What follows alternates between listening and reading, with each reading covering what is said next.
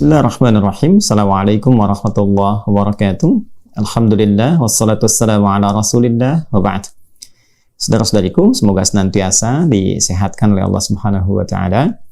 Alhamdulillah, kembali kita mendapatkan waktu luang yang diperkenankan oleh Allah Subhanahu wa Ta'ala untuk kita isi dengan berdiskusi berbagai hal yang boleh jadi teman-teman tanyakan, dan tentu kita akan bahas bersama, dan mudah-mudahan bahasan itu mudah dipahami dan diridhoi oleh Allah Subhanahu wa Ta'ala. Baik, langsung saja, ada beberapa yang ditanyakan dalam bentuk online ataupun juga nanti dalam bentuk pengajian offline yang dituliskan di kertas, sudah direkap di sini. Pertama dari online kita ingin sampaikan dari akun @yasmin, kemudian Saka. Assalamualaikum, waalaikumsalam warahmatullahi wabarakatuh. Tanya Ustadz, baik.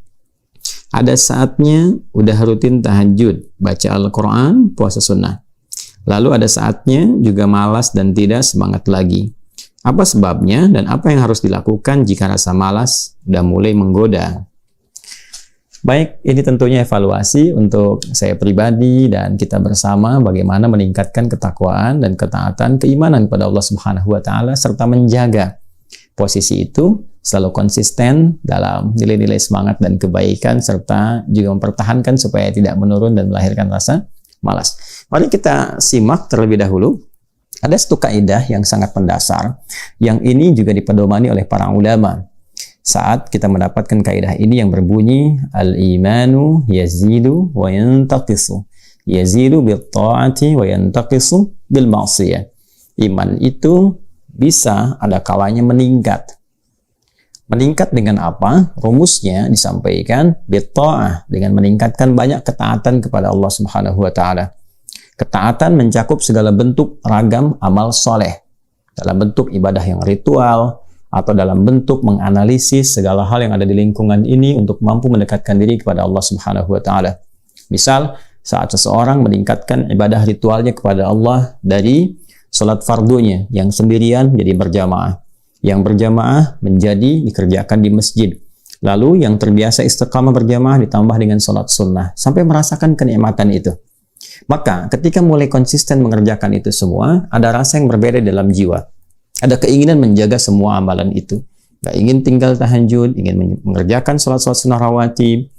Pun demikian ketika meningkatkan bacaan Al-Quran.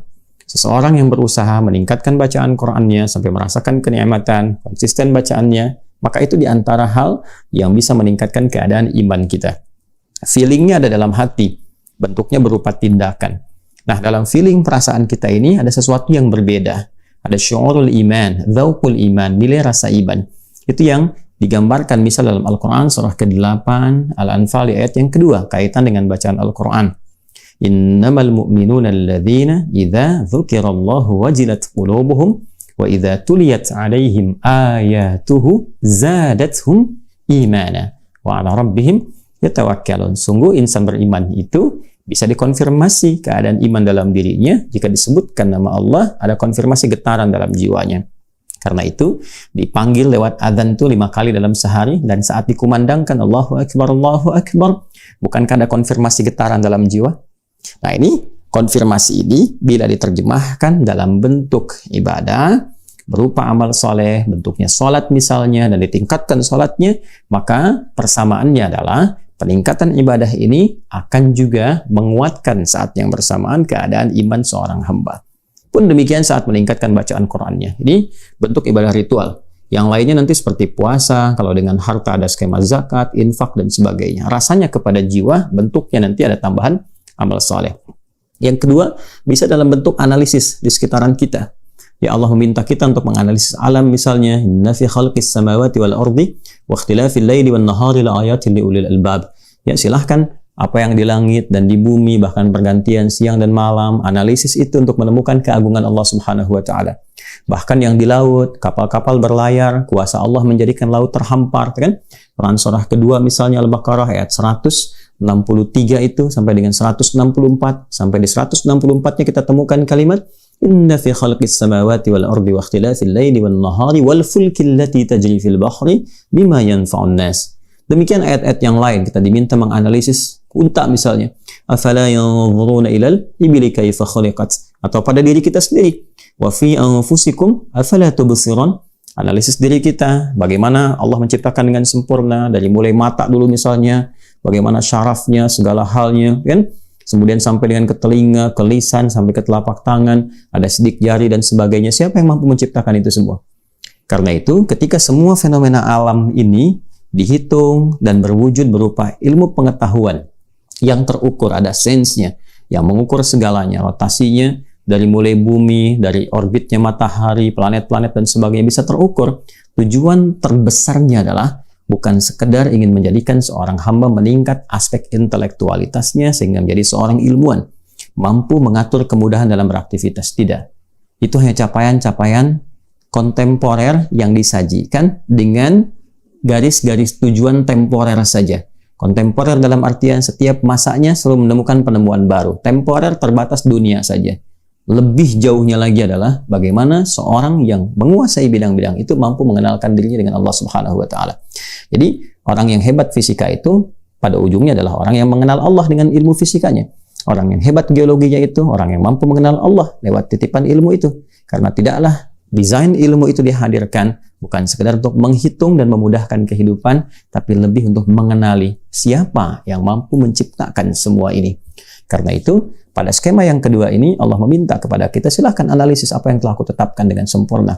Aku ciptakan, aku tetapkan kehidupannya dengan teratur, dengan terukur. Siapa yang bisa membuat itu selain Allah Subhanahu wa ta'ala? Maka ilmu-ilmu yang membantu kita belajar itu sejatinya seharusnya mampu mengenalkan kita kepada Allah. Bukan sekedar menjadikan seseorang menjadi pintar. Nah, kegiatan-kegiatan tadi mampu menambah iman. Secara singkat, kalau semuanya diakumulasikan, maka semua tadi disebut dengan amal soleh. Karena itu, seringkali kita dapatkan kalimat amal soleh dalam Al-Quran bersanding dengan kata iman.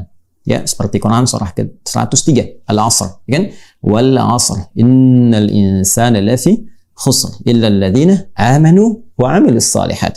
Jadi, iman jika dipadukan dengan amal soleh, saat yang bersamaan, iman itu akan semakin meningkat dan amal solehnya pun akan semakin beragam kita nikmati. Pun demikian, kalimat iman kadang disandingkan dengan detil amal solehnya. Detilnya apa? Misalnya dengan sholat. Alladzina yu'minuna bil ghaib wa yuqimuna sholat.